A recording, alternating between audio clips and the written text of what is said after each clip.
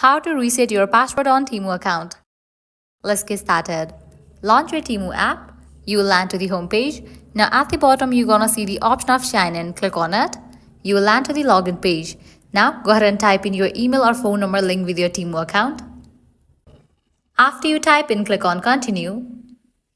Now click on the option of forget password. Now go ahead and type in the email address that is linked with your Temu account. Then click on submit. Now you will be receiving verification code in the email address that is linked with your Temu account. So go ahead and check your mail. After you receive the code, you have to type in that code over here. After you type in the code, you will land to this kind of page from where you can easily create new password for your Temu account. So go ahead and type in new password for your account. Once you are done, click on submit.